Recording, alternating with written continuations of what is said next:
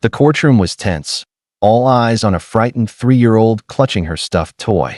Everyone believed she was too young to matter, until she leaned toward a police dog and whispered words that silenced the room. What she revealed next would change the entire trial and shock the world. The courtroom was heavy with tension, every creak of a chair echoing through the silence. Lawyers shuffled papers, the judge adjusted his glasses, and the jury waited with wary eyes.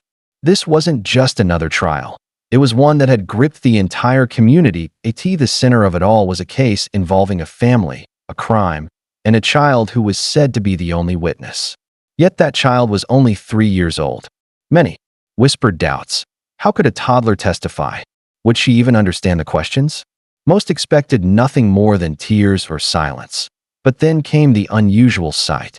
Beside the witness stand, a police dog rested calmly, its sharp eyes scanning the room. He wasn't there for show. He was there for the little girl.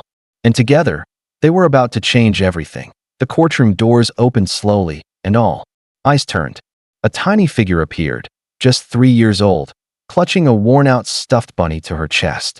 Her blonde curls framed a pale face, eyes wide with both fear and innocence. She walked carefully, her small shoes tapping against the polished floor. The adults in the room leaned forward, pity and doubt mingling in their expressions. Could this fragile child really hold the key to such a serious case? Some jurors shook their heads softly, convinced she was too young to matter. But then, something unexpected happened. The police dog beside the stand lifted his head, ears perking up the moment he saw her. His tail gave a single, slow wag. The girl paused, her gaze locking on him. In that instant, the fear in her eyes softened, as though she had found the only friend she trusted. The bailiff guided the little girl to the witness stand, but she didn't look at the judge or the lawyers. Instead, her gaze remained fixed on the police dog waiting beside her. She sat down slowly, hugging her stuffed bunny, her lips pressed tightly together. The judge cleared his throat. "Can you tell us your name, sweetheart?" he asked gently. The room held its breath, waiting, but the child didn't answer. She only glanced at the dog again. The German shepherd, sensing her hesitation, lowered his body to the floor, resting his head on the wooden railing near her hands. His eyes were calm, steady, and full of quiet reassurance. The girl reached out with trembling fingers, brushing her tiny hand over his fur. Gasps and murmurs rippled through the courtroom. The officers exchanged puzzled looks, while the defense attorney frowned impatiently. To them, it seemed pointless. But Daniel, the dog's handler, noticed something others didn't. The girl wasn't ignoring them. She was waiting until she felt safe. For several long minutes, the courtroom grew restless. Lawyers shifted in their seats. The judge tapped his pen, and whispers rose from the gallery. But the little girl still hadn't spoken. She simply leaned closer to the German shepherd, her hand never leaving his fur. Then, without warning, she bent her head down and whispered something into the dog's ear. Her voice was so soft that no one else could hear, but the effect was immediate. The shepherd's ears twitched, his eyes locked onto hers, and his tail wagged faintly. It was as if he understood every word. The room went silent. Even the judge froze, his eyebrows lifting in disbelief. What could a 3-year-old possibly say that would make a trained police dog respond like that? The girl lifted her head, eyes shining with determination. For the first time since entering the courtroom, her lips moved again. This time, the words were louder, meant for everyone to hear, and they would leave the entire room stunned. Gasps rippled through the room as the little girl's tiny voice broke the silence. "He saw it, the bad man," she said, pointing at the police dog. For a moment, no one knew how to react. The prosecutor leaned forward, eyes wide, while the defense attorney scoffed. "Sweetheart," the prosecutor asked softly, "what do you mean?" The child hugged her stuffed bunny tighter, her voice trembling but clear.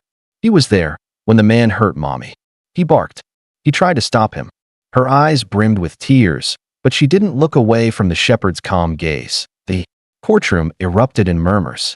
Some jurors exchanged shocked looks, others wiped their eyes. The defense attorney stood abruptly, objecting, but the judge silenced him with a sharp gavel strike. What stunned everyone most wasn't just her words. It was the way the dog responded, shifting closer to her, as if confirming her story. For the first time, The truth didn't sound like a child's fantasy.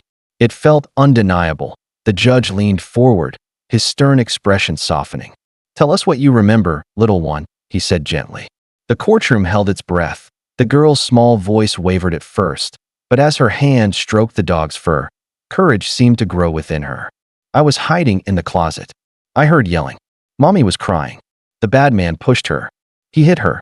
The dog barked and barked, but he couldn't get in." Tears welled in her eyes. "I was so scared. But the dog, he found me after.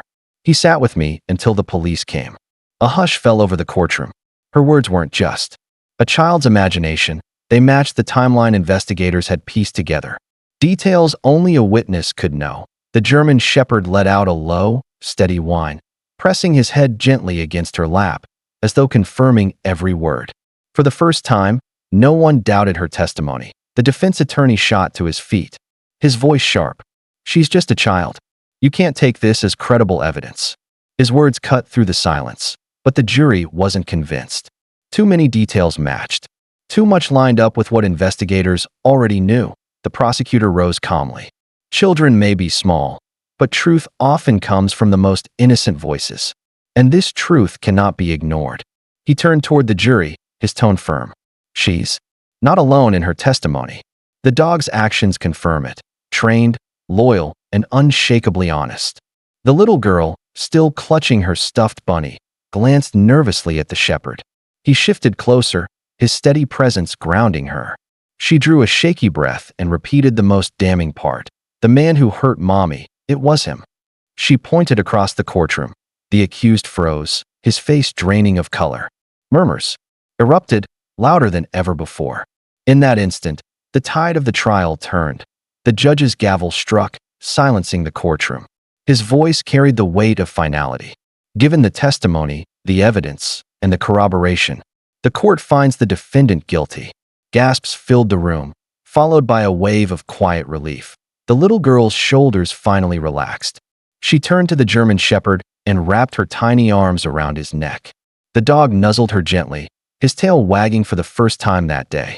The moment was pure, unfiltered trust.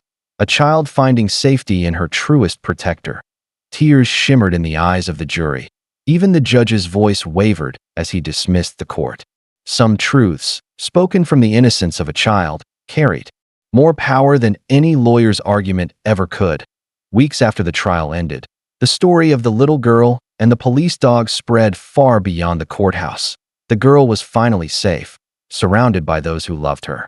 But it was the dog she clung to most, her guardian, her silent protector.